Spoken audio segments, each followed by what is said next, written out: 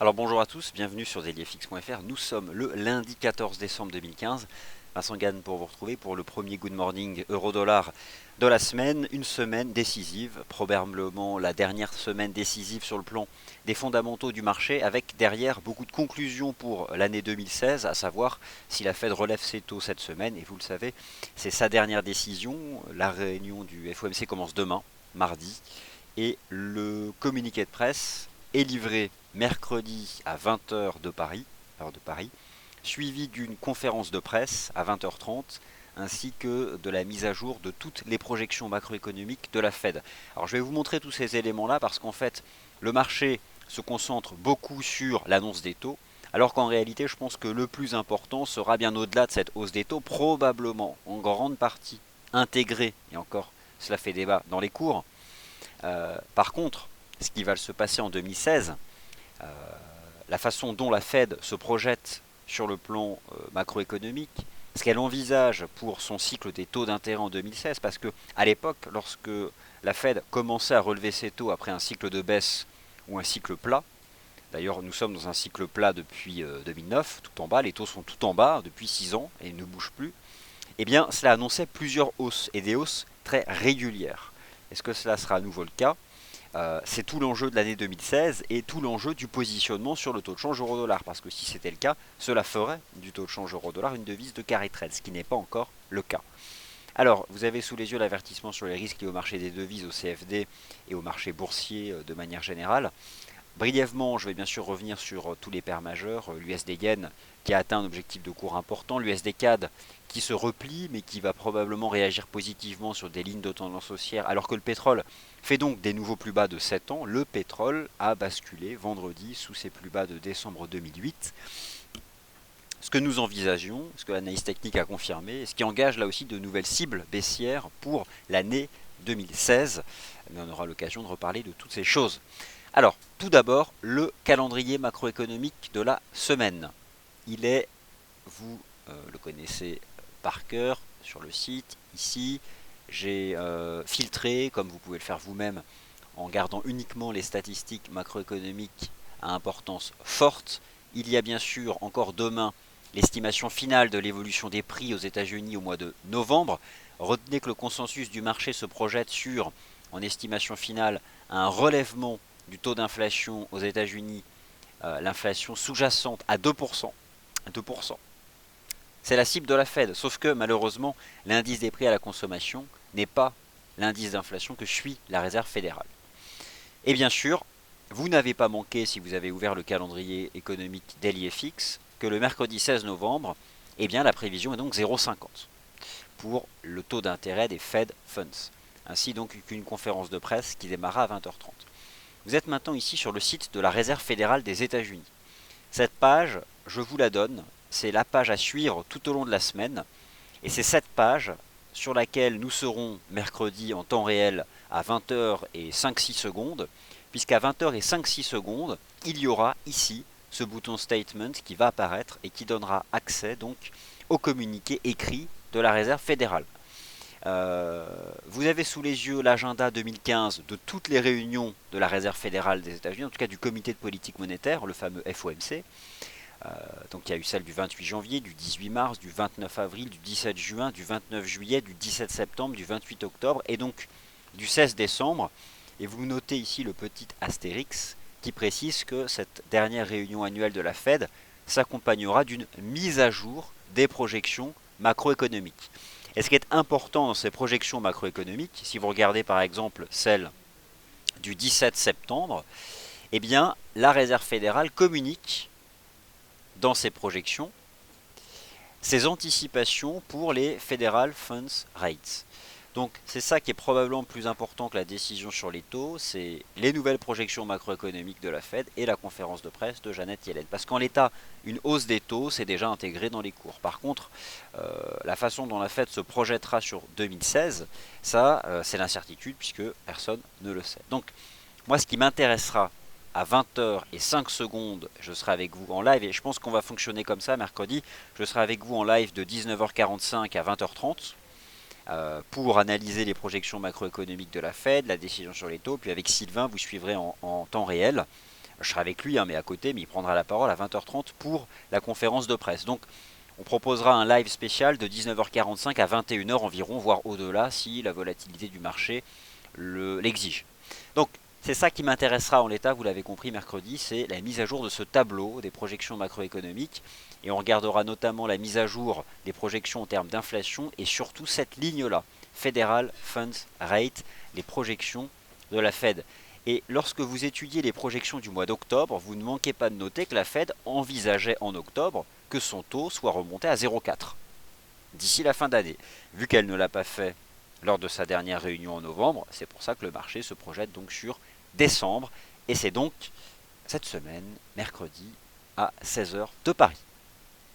Voilà pour l'introduction. Maintenant, je vais revenir sur les graphiques et quelques stratégies.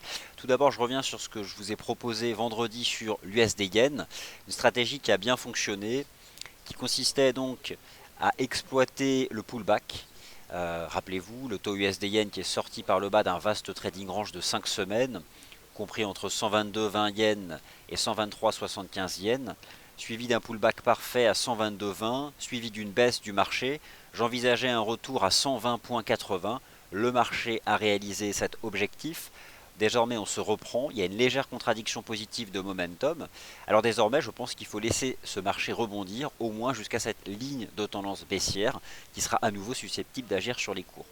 La semaine dernière, c'est essentiellement le yen, du fait des corrélations et de l'aversion générale au risque, qui s'est renforcé, notamment en fin de session vendredi, lorsque le marché a décroché, pour briser ici les 121,30 et atteindre donc un certain nombre d'objectifs de cours importants. C'est une zone de prix qui est importante ici, qui avait certes soutenu les cours en octobre dernier. Maintenant, moi, ce que je surveille en début de semaine, c'est la remontée de ce marché jusqu'à cette ligne de tendance. Donc pour l'instant, stand-by sur l'USD Yen après l'atteinte d'un objectif important. Le taux de change USD CAD a donc monté à 1,3750. Hein. Quelle force, quelle force. Nouveau plus bas de 7 ans sur le prix du pétrole.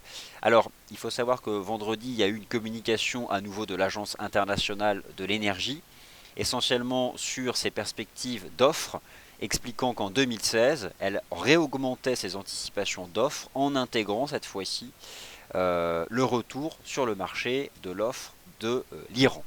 Alors forcément, le baril de brut a basculé sous ses plus bas de décembre 2008. Ça, c'est important de noter que les plus bas de décembre 2008 sont quand même les plus bas de la crise financière. Donc, ce qui m'invite toujours à accompagner au plus près la hausse du taux de change du USD-CAD, et je surveille notamment cette ligne de tendance haussière en place depuis le 4 décembre, depuis la cassure des sommets annuels à 1,3456. Rappelez-vous, en décembre, j'avais établi un objectif de cours à 1,38, puis 1,40 en janvier. Je pense que cela reste d'actualité, sachant que le marché a fait 1,3757. Moi, ce que je surveille, c'est cette ligne de tendance qui pour l'instant n'a jamais été testée, puisqu'une ligne de tendance existe dès lors qu'il y a 2 points pour la créer. Donc j'attends le troisième test et je pense que le premier, la touchette, relancera la dynamique. Donc je la surveille tranquillement. Alors soit on retombe dessus, soit on dérive à plat. Aucune idée, mais je la surveille et je n'hésiterai pas là à vous dire que c'est à ce moment-là qu'il faudra adopter une stratégie sur ce marché. Le taux de change euro-dollar. Alors, j'avais démarré la semaine dernière en inventant une expression, comme je fais parfois, au-dessus des 1,08. Je disais que l'effet BCE prévalait sur la Fed. J'ai pas changé d'avis, dans le sens où on se maintient au-dessus des 1,08. Laissez-moi vous montrer une capture d'écran. Alors, je l'ai posté en page d'accueil du site. C'est un graphique en données journalières du taux de change euro-dollar. C'est clairement le taux de change le plus complexe du mois de décembre. Il y a beaucoup plus de directionnalité sur d'autres taux de change, notamment sur les devises des matières premières, notamment sur le dollar canadien, forcément. Au final, le taux de change euro-dollar se maintient donc au-dessus de ces 1,08 $, au-dessus duquel la BCE prévaut donc sur la Fed. Reste que le taux de change euro-dollar se maintient aussi sous les indices 40 $, qui sont cette ligne de tendance haussière qui attrape tous les sommets depuis tous les points bas de mars dernier, qui a été brisée en octobre dernier lorsque une conférence de presse trompeuse au final, conférence de presse du 22 octobre trompeuse de Mario Draghi, puisque le marché a lu entre les lignes que la BCE augmenterait la valeur monétaire de son QE, ce qu'elle n'a pas fait. Qu'au final, le marché de l'euro-dollar se retrouve, parce que c'est un marché, enfermé entre 1,1040 et 1,08. La hausse des taux de la Fed, elle est intégrés dans les cours en grande partie. Par contre, ce que fera la Fed en 2016, donc ces nouvelles projections macroéconomiques et notamment en matière de taux, ne sont pas connues puisque ces projections seront rendues publiques mercredi à 20 h sur le site de la Fed. Et ce sont ces projections et la façon dont la Réserve fédérale se projette sur l'année 2016 qui ne sont pas connues et qui seront, je pense, intégrées dans les cours fin décembre et tout au long du mois de janvier. Ça, c'est la capture d'écran donnée journalière. Maintenant, à très court terme, on a une analyse technique qui est très limpide du taux de change euro-dollar, avec donc une séquence haussière assez nette la semaine dernière, entre 1,08 et 1,1040 $. Le marché s'est maintenu malgré tout sous 1,10. Sur le très court terme, on a un range qui se forme au-dessus du premier support à 1,0925 $, et on peut attraper une ligne de tendance baissière en attrapant le sommet du 9 décembre et le sommet du 11 décembre, où peu à peu se dessine un range qui prendra peut-être la forme d'un triangle rectangle si le marché réagit à nouveau sur les 1,0925 $. En l'état, les 1,0925 $ sont pour l'instant le premier support de la tendance, sachant que le marché se maintient au-dessus des 1,08, mais sous les 1,1040. Ce sont les deux bornes décisives de la semaine. Et je pense que mercredi soir, en seconde partie de session américaine, l'euro-dollar livrera deux possibilités. Soit il accélère vivement au-dessus des 1,1040 et rejoint les 1,12 et au-delà. Soit il retombe violemment sous les 1,08 et effacera en grande partie l'effet de la BCE. Il y a le scénario alternatif qui serait une Fed pas suffisamment explicite, maintenant de l'ombre sur ce qu'elle fera en 2016, et maintenant l'euro-dollar entre 1,08 et 1,1040. J'espère qu'on ne sera pas dans ce scénario-là parce que ce serait le moins limpide d'entre tous. Alors, c'est pour cette raison que je pense que plus que jamais, il y a une opportunité à être hyper patient. Le taux de change USD4 va bientôt tester cette ligne de tendance, ce sera parfait. De même que je surveille la remontée de l'USD Yen vers cette oblique ici, qui je pense au premier test provoquera à nouveau donc une réaction. Le câble. Le GBP USD commence lui aussi à prendre une configuration technique limpide, qui est celle d'un canal à faible pente. Je supprime tous ces niveaux horizontaux et je réduis mon analyse technique du GBP USD à deux choses. D'une part, le seuil décisif des 1,50. Au-dessus des 1,50, le GBP USD tient le choc face au dollar US. C'est le niveau qui n'a pas cédé, hein. Les 1,50 $, c'était la ligne de coup du double creux du printemps dernier sur le câble. GBP USD ne lâche rien. GBP USD cette semaine peut s'envoler en direction des 1,56 si le marché prend note de la hausse des taux de la Fed, mais se montre très déçu sur ce que la Fed fera en 2016. Ce qui est probablement ce qui peut se passer. Elle n'est pas folle, la Réserve fédérale, à moins vraiment d'être hyper optimiste sur 2016. Et ça, on verra bien les projections macroéconomiques. En tout cas, il y a sur le GBP USD ce canal haussier à faible pente au-dessus des 1,56 $. On observe à court terme un repli du GBP USD. Le dollar américain en ce début de semaine se reprend face aux devises européennes, pouvant ramener l'euro-dollar à 1,0925 et pouvant ramener le GBP USD en direction des 1,5125 $. C'est ce que je peux viser là lors des toutes prochaines heures, 1,0925 et 1,5125 $. Mais voyez-y qu'un simple mouvement de marché de court terme. Par contre, c'est vrai que ce type de figure, c'est assez horrible parce qu'on peut aussi revenir dans le bas. En tout cas, il y a une remontée du dollar US en ce début de semaine, mais c'est qu'une petite reprise technique pour le moment. Alors face aux devises des matières premières, c'est pas la même chose, hein. Les devises des matières premières, elles, ont chuté dans leur positionnement propre. J'ai pu vous montrer vendredi les hausses combinées du GBP4, de l'EURO4, de l'USD4, etc., etc., etc. Alors la UD-USD défend une zone coupe que coûte, c'est cette zone horizontale. Voici la forte zone de support. Le niveau des 0,7170. Je me facilite la tâche. Le taux de change AUD-USD évolue dans ce triangle symétrique et vous avez ici la parfaite médiane que construit le marché à 0,7170. En l'état, on voit que le marché forme un support au-dessus des 0,7170. C'est la médiane d'un triangle symétrique. Alors dans un triangle symétrique, on a déjà les bornes, les lignes convergentes à exploiter. Là voilà dans quoi on est. On voit que le marché pour l'instant se reprend dessus. Ce qui se passe à l'ouverture de cette session européenne, le dollar américain se reprend face aux devises européennes. Donc il y a un repli de l'euro-dollar vers 1,0925, un repli du GBP-USD vers 1,5125. Et il y a un rebond technique des devises des matières premières fortement vendues la semaine dernière. D'où le retour de l'USD CAD, probablement en direction de sa première ligne de tendance haussière qui, je pense, relancera le marché, ainsi que la tenue du support à 0,7170 sur l'AUD-USD. Donc c'est un support qui peut être utilisé pour gérer son risque, vous l'avez compris, dans le cadre d'une stratégie de rebond sur ce support. C'est un niveau technique voilà, que je note qui peut être intéressant. Et enfin, le NZD-USD, lui c'est la limpidité technique incarnée, mais dans des bornes qui sont larges. 0,66 $, le support décisif qui a fait remonter les cours en dépit de la baisse des taux de la RBNZ. C'est pour vous montrer aussi le type de réaction que peut avoir le marché. Le NZD-USD s'est envolé la semaine dernière quand la RBNZ a annoncé la baisse de ses taux. Ce que vous devez comprendre dans un tel mouvement, c'est que la baisse des taux de la RBNZ était intégrée dans les cours. C'est un scénario à envisager cette semaine avec la Réserve fédérale des États-Unis, sauf que bien sûr la Réserve fédérale des États-Unis n'a pas la même importance que la Fed. C'est cette incertitude, la façon dont le marché a réellement intégré ce que fera la Fed et dont la hausse des taux va se transmettre au marché financier, puisqu'on sait que cela amène à réajuster la valorisation d'un certain nombre de titres, notamment des titres de dette, et surtout comment le marché va se projeter sur ce que fera la Réserve fédérale en 2016. En l'état, le NZD-USD se voit enfermé entre 0,66 et 0,6787 et actuellement en plein milieu de ce range.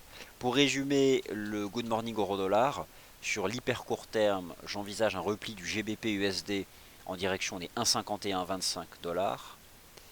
J'envisage un repli du taux de change euro-dollar en direction des 1,0925 $, partie inférieure d'un petit range qui se forme sous les 1,1040. L'USD CAD, et celui-là je l'attends et je ne le manquerai pas, cette ligne de tendance haussière, 1 point, 2 points, le premier test relancera la dynamique haussière. Ce sera le trade du début de la semaine à saisir avant la Réserve fédérale. Remontée du taux de change USD-Yen en direction de cette ligne de tendance m'intéresse moins que l'USD CAD parce que l'USD-Yen m'intéressait vendredi au pullback sous les 122,20 et que l'objectif que je visais à 120,80 a été rejoint. Le taux de change AUD-USD, je note la force du support à 0,7170 qui peut être utilisé pour gérer son risque, sachant qu'on on réagit sur la médiane d'un triangle symétrique qui a beaucoup d'ancienneté puisqu'il remonte au mois d'août dernier. Voilà, donc je mets l'USD-CAD en plein écran et je me tourne vers toutes vos questions. Donc bonjour à tous, TBX, Chouane, Salvatore. Alors l'USD Rob, là j'ai pas de graphique à vous montrer, j'essaierai de le regarder, mais là j'ai pas de graphique à vous montrer, donc je préfère pas vous dire de bêtises. Alors Salvatore, oui, il nous rappelle donc que pour l'euro-dollar, alors ça aussi c'est quelque chose d'important que nous rappelle Salvatore. C'est que dans cette séance du 3 décembre dernier qui avait vu l'euro-dollar sortir par le haut d'un biseau descendant, qui est une figure d'essoufflement ou de fin de baisse, c'est certain, Salvatore nous rappelle une autre donnée importante du marché qui est celle du volume d'échange. Alors moi je vais vous montrer ici en temps réel le volume d'échange réel sur le taux de change euro-dollar lors de la journée du 3 décembre, si la donnée veut bien se charger, qui a été aussi très important. Le voici. Donc vous avez ici l'histogramme du volume d'échange réel. Lorsque le marché sort d'une figure de compression qui prend la forme d'un biseau, étant donné la nature impulsive de cette figure et surtout sa dimension à mettre fin à une tendance, il faut observer une nette augmentation du volume d'échange. Et lorsque le marché est sorti par le haut de cette figure en biseau descendant, vous pouvez noter que le volume de taux de change euro-dollar a été 5 fois supérieur à sa moyenne durant toute la formation du biseau. C'est donc ce qui m'invite à dire qu'au-dessus des 1,08 $, l'effet BCE prédomine. Et vous savez quoi, j'ai quand même désormais cette conviction que le marché va se maintenir au-dessus des 1,08 d'ici la fin d'année. Ce qui au final, je vous rappelle qu'on a ouvert l'année à 1,22, donc voilà, l'euro-dollar, s'il finit à 1,08, il aura perdu 12-13% depuis le début de l'année. Qu'est-ce qui peut faire rebasculer l'euro-dollar sous 1,08? Sachant que c'est un scénario minoritaire. Mais qu'est-ce qui peut le faire rebasculer sous 1,08? C'est d'une part une Fed qui monte ses taux, c'est le minimum légal, c'est obligatoire. Ce qui peut faire baisser l'euro-dollar sous 1,08, c'est d'une part la Fed qui annonce la hausse de ses taux, qui relève ses projections macroéconomiques pour 2016 et qui surtout s'engage explicitement sur un calendrier de hausse de taux en 2016. C'est-à-dire en l'état, un communiqué de presse qui dit en 2016, nous allons remonter les taux 3 ou 4 fois pour terminer fin 2016 à 1%. Si ça c'est écrit, c'est peu probable, mais si ça c'est écrit, forcément l'effet BCE sera effacé. Mais je pense que la Fed ne fera pas ça. Alors que le prix du pétrole bascule sous ses plus bas de 2008, pourquoi ferait-elle ça? Et après, elle peut avoir sa propre logique, qui serait celle d'une logique domestique propre à l'économie américaine. Mais je vois pas pourquoi elle ferait ça. Donc si je devais choisir, moi je vous dirais que l'euro-dollar se maintiendra au-dessus des 1,08 d'ici la fin d'année. Par contre, entre le scénario d'un range entre 1,08 et 1,1050 ou celui d'une envolée vers 1,12, 1,13, tout dépendra là pour le coup de ses projections macroéconomiques. Alors, question précise de USD CAD, donnez-moi un point d'entrée. Eh bien, mon cher Allah, pour l'USD CAD, étant donné que je surveille cette ligne de tendance haussière, pour vous donner un cours d'entrée, soit je fais une translation verticale, je pars du chandelier actuel, je descends jusqu'au point de contact de la ligne de tendance, ça me donne un 36,40. Et le problème, c'est que le marché pourrait dériver à plat, par exemple sous la forme d'un drapeau, et pour revenir au point de contact. Je ne le sais pas. Tout ce que je sais, c'est que moi, lorsque l'USD CAD va être au contact de cette ligne de tendance haussière, je vous dirai stratégie d'achat avec un rendement risque optimal. C'est-à-dire un risque financier hyper limité. Et c'est ça le rôle de l'analyse technique dans les stratégies de trading. De donner des points d'entrée avec un risque financier hyper limité lorsqu'on le compare à l'espérance de gain. Et moi en ce début de semaine, je n'ai Dieu que pour cette ligne de tendance haussière du taux de change USD CAD, notamment parce que le prix du pétrole, comme un couteau dans du beurre, est passé sous ses plus bas de 2008, alors que beaucoup envisageaient des divergences, des choses comme ça. Le pétrole, regardez, il est venu au contact des plus bas de 2008, puis il est passé en dessous, et puis il baisse, il baisse, il baisse. Et il vaut 35 dollars maintenant, hein, donc on est en dessous, on est revenu en 2007 là. Et il s'enfonce, et il s'enfonce, et il s'enfonce. Il s'enfonce. Voilà. Voilà, bah écoutez, ainsi s'achève le Good Morning Euro Dollar. Merci d'avoir été attentif. On parle pétrole, matières premières, or, métaux, cuivre, bref, toutes les matières premières industrielles à 10h30. Et moi, je vous retrouve dans le morning meeting où je vous livrerai mes anticipations en ouverture du morning meeting sur le DAX, l'Eurostoxx 50, le CAC et le Dow Jones. Merci à tous et à tout à l'heure.